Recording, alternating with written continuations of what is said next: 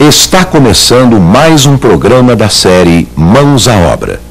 Esta série é composta de 30 programas. Hoje você vai assistir ao programa número 20, Mãos à Obra, o programa da construção.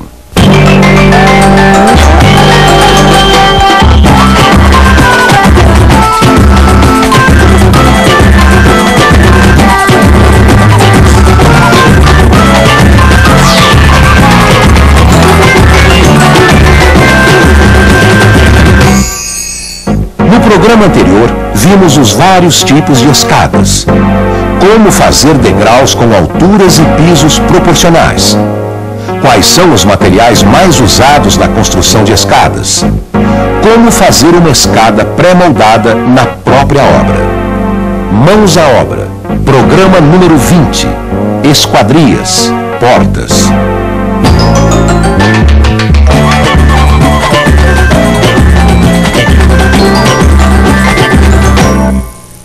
Pedro! Ô Pedro! Pedro, olha pra mim, por favor! Quem é? Como quem é, Pedro? Olha eu aqui! Abre aqui essa porta! Não posso, a mulher não tá em casa, é sujeira! Ô Pedro, abre essa porta, que a hora que eu entrar você vai ver só, hein? Que coisa, eu tô morta de cansaço, ganhei de pacote com esse sol a pino e ainda esqueci a chave na casa da minha mãe. Ô, meu amor, não reclama do sol, vai, sol é luz, é vida, é calor. Ai, Pedro, mas tudo que é demais prejudica, né? Tem que ser tudo na medida certa. É verdade, viu? As aberturas aqui em casa, por exemplo, a gente fez na medida certa, para aproveitar a luz, a ventilação, o calor. E nessa história aí começou com aquele papo de seu Freitas de Homem das Cavernas. É verdade, foi muito engraçado. Toda casa, toda construção tem pelo menos uma abertura. Desde o Homem das Cavernas, não é? Ele tinha pelo menos de entrar e sair puxando a moça pelos cabelos, certo? Certo nada, seu Freitas. Que história é essa? Hoje em dia as coisas mudaram muito, viu? Ah, ele ficou menos selvagem, mais criativo. Inventou uma variedade imensa de aberturas para as construções.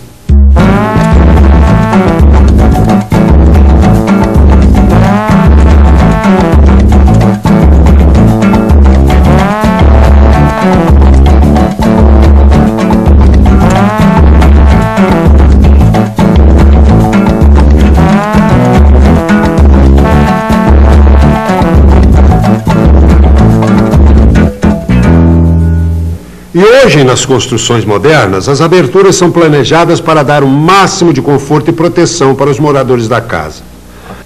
Principalmente para aproveitar o sol, né, seu Freitas? Sol é luz, é calor, poxa. O sol elimina germes, bactérias, né, meu amor? Sol é saúde, pô. Certo. Por isso, é super importante pensar na quantidade de horas que o sol entra em casa. Ah, já pensou dormir num quarto frio e úmido todo dia? Imagina, e quando fica chovendo? Bolora tudo. Comida, roupa, móveis.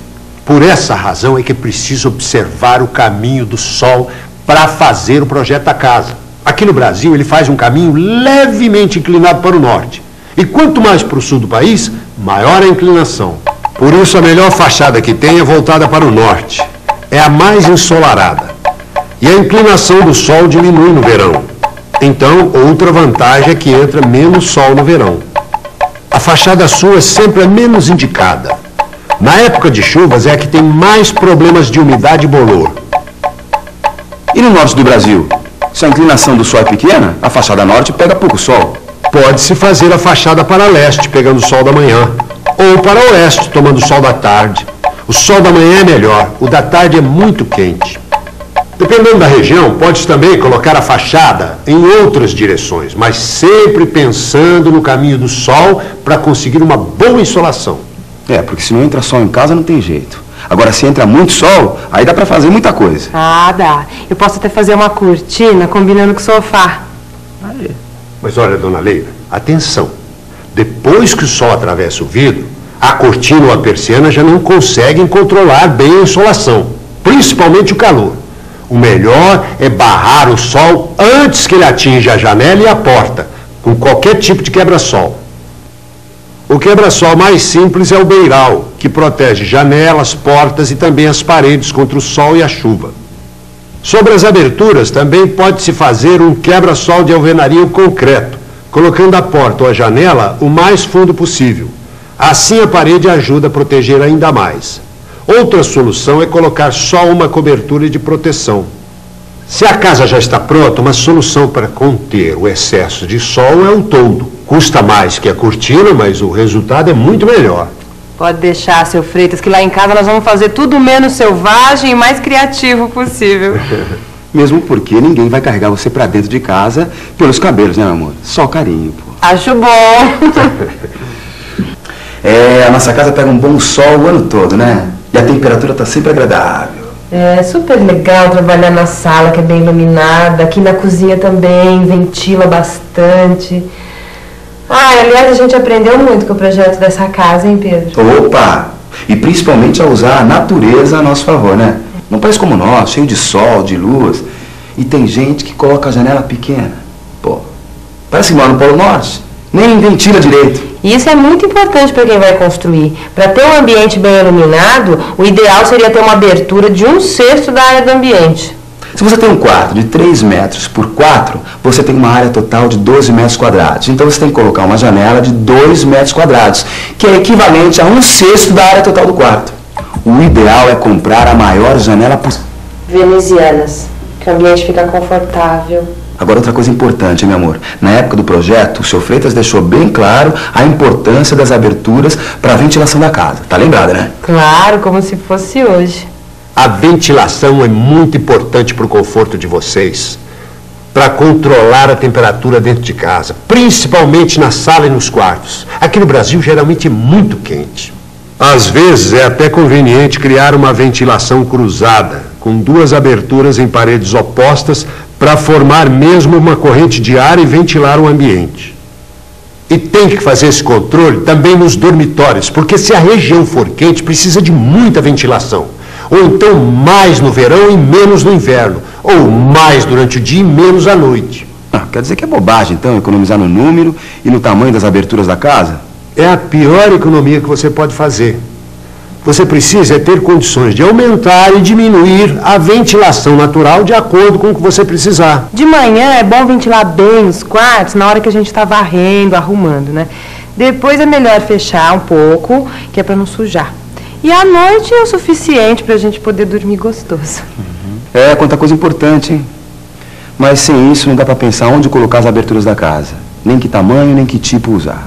E mais uma, a visão delas, principalmente das janelas, é claro. A visão de dentro para fora e de fora para dentro. E como é que a gente controla isso, hein? Principalmente nos quartos e no banheiro. Tem muitas maneiras. Veneziana nos quartos, cortina na sala, o vidro fosco no banheiro. E se houver um recuo de 4, 5 metros da janela que dá para a rua, dá para construir um muro alto ou plantar uma cerca viva. Isso me lembra também o problema da segurança.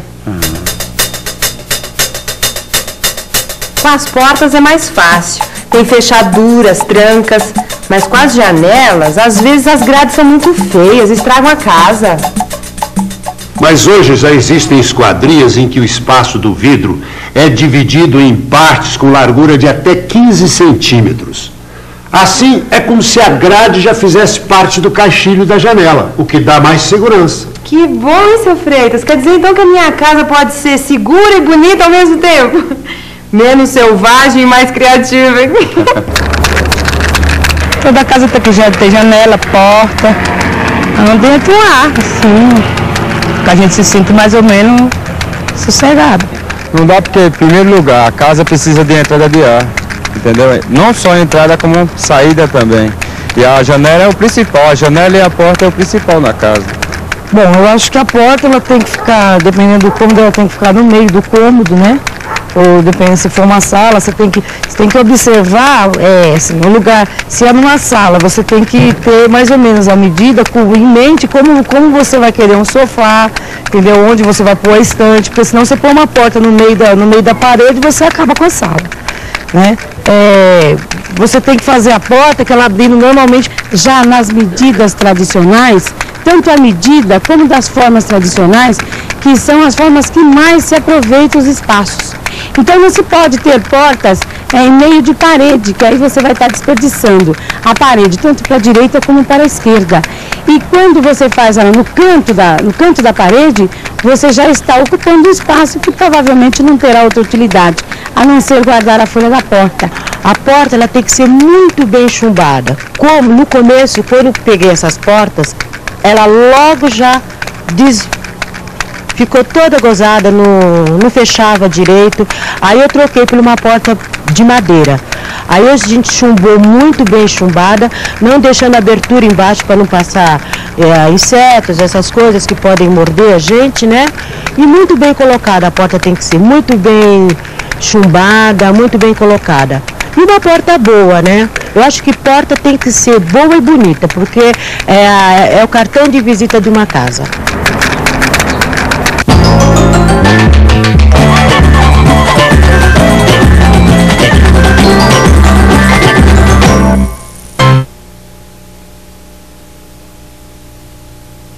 Ah, mas não é só isso, Pedro. A porta tem que ser bonita também. Principalmente a porta da frente.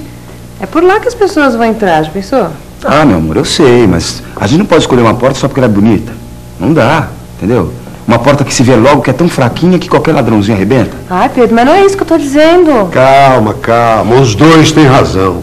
Por isso que eu acho que antes de finalizar o projeto, vocês têm de conhecer os vários tipos de portas e depois escolher.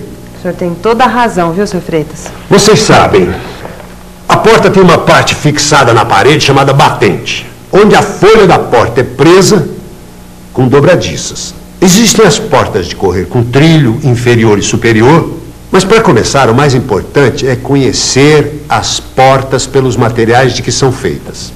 E o senhor tem todos os tipos aqui, Sr. Freitas? Tenho, tanto as de madeira quanto as de metal.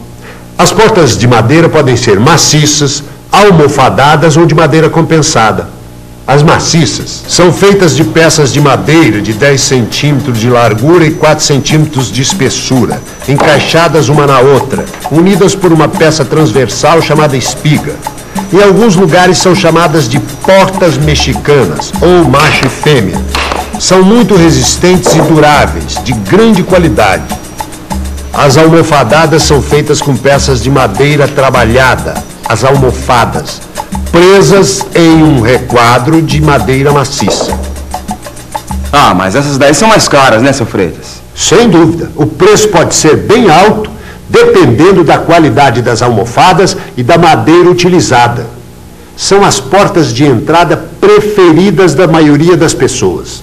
As portas de madeira mais em conta são as compensadas. São portas feitas com um requadro de madeira maciça com 2 placas de madeira compensada.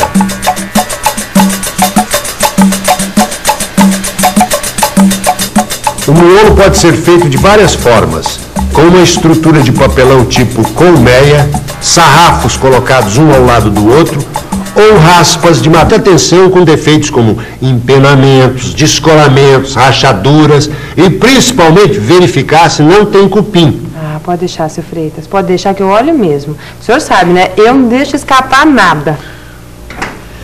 Ah, a gente logo se interessou pelas portas de alumínio, não foi, não, mãe? Sempre me disseram que elas são mais seguras e resistentes. Lembra quando a gente conseguiu uns endereços de umas fábricas que a gente foi visitar? Aí a gente viu que as portas metálicas são feitas com cantoneiras, onde se encaixam os vidros. Elas também podem ser feitas em 2 folhas de correr, para vidro e Alumínio anodizado, fosco, brilhante, cor de bronze ou preto. E as portas também são vendidas em várias cores. E as portas são fornecidas em várias dimensões. Lembra que o Sr. Freitas deu um catálogo pra gente que tinha uma tabela? Nós podemos escolher a porta pela largura útil, quer dizer, o espaço livre que ela deixa para passar. E a tabela mostra para cada largura útil a largura da folha da porta, o vão e a altura que ela vai ocupar depois de colocada na parede. Senão, a gente podia ter colocado umas portas que não passava nem a mudança. Principalmente... A gente vê quem é que está batendo. Senão como é que eu ia deixar você entrar, né? Você vai ver quem vai te bater daqui a pouquinho, né? Aqui em casa a gente fez tudo certinho. A porta da cozinha também é larga, tem 92 centímetros. Agora, da cozinha para a sala pode ser um pouco menor. A nossa tem 82 centímetros. Já nos quartos é comum você usar portas maciças ou compensadas, de 82 centímetros ou de 72 centímetros. E nos banheiros, de 72 centímetros ou até de 62 centímetros. A verdade é que a gente aprendeu tudo sobre portas nesse projeto. E depois o seu Freitas explicou tudinho que a gente tinha que fazer durante a construção. As portas giram nos pinos das dobradiças fixadas nos batentes. Os batentes é que são fixados nas paredes durante a construção. Os batentes de madeira em geral têm 3,5 centímetros de espessura, com um rebaixo de um dos lados para a fixação da folha. Para dar acabamento na junta entre o batente e a alvenaria são usadas as guarnições.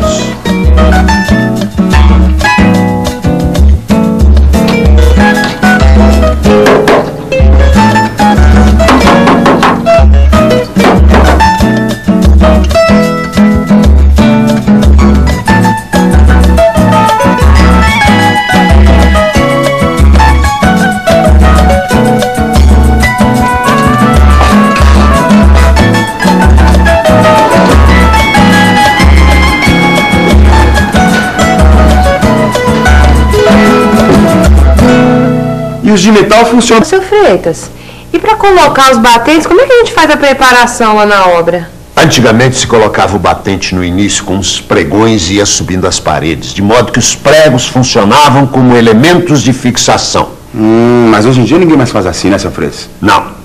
Hoje o costume é deixar o vão na parede e fixar os batentes com buchas e parafusos. E tem gente que prefere colocar os batentes o mais tarde possível. Aí é preciso colocar contramarcos na alvenaria. Contramarcos? São peças de alumínio, madeira ou concreto fixadas na parede para garantir as medidas do vão.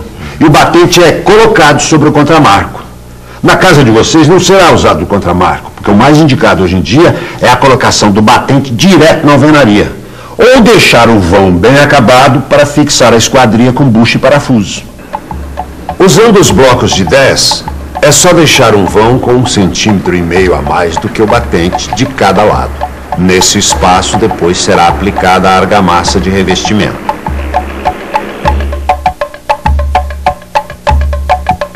Desse jeito, quando colocar as buchas, elas vão ficar muito mais firmes, garantindo a fixação dos parafusos, evitando problemas para o futuro. E vocês podem colocar uma bucha para cada dobradiça, mais ou menos na mesma altura, de acordo com o número de dobradiças. Em uma porta de 210 centímetros de altura, geralmente são 3 dobradiças.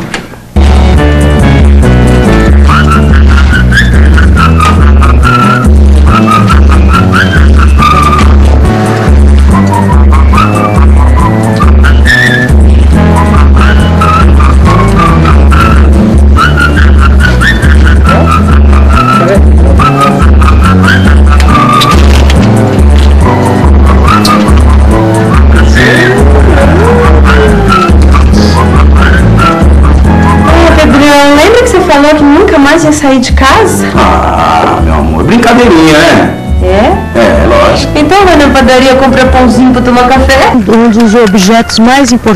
dos objetos importantes dentro de uma casa.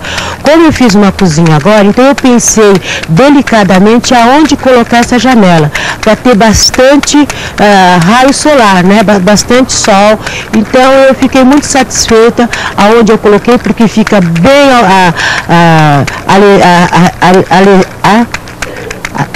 arejado a cozinha, bate bastante sol. Então eu fiquei bastante satisfeita com a janela que eu coloquei, porque eu vi a posição exata da janela. E ela tem que ser colocada de uma forma que também fique bonita na casa, né? Então, se tratando da estética da casa, a casa tem que ser bonita, a casa tem que ser uma coisa vistosa. E quando você vai fazer uma janela, você tem que ver o lado que está nascendo o sol, o lado que o sol está se pondo, para que haja um bom arejamento dentro da casa. E para que haja também uma boa circulação do ar, né, que é a importância da casa. Uma casa sem janela, ela vai ficar escura, ela vai ficar embolorada, ela vai ficar fedida. E uma casa que tem as suas janelas bem posicionadas, elas não vão sofrer esse tipo de coisa.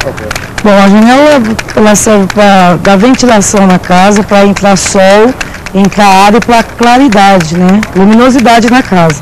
Porque uma casa que ela é muito escura, ela vai criar muita bactéria, muitos fungos, dá problema de respiração. Então, a casa, se ela fica fechada, normalmente agora as pessoas trabalham também. Então, quando ela está em casa, ela tem que deixar a casa aberta para ventilar, para que entre... Fora também o que está acontecendo lá de fora, meu. Se uma casa sem uma janela não é uma casa. É o que eu posso te falar. Nossa, a importância é enorme. Era tudo que eu queria na minha vida, era ter minha casa. E hoje eu tenho.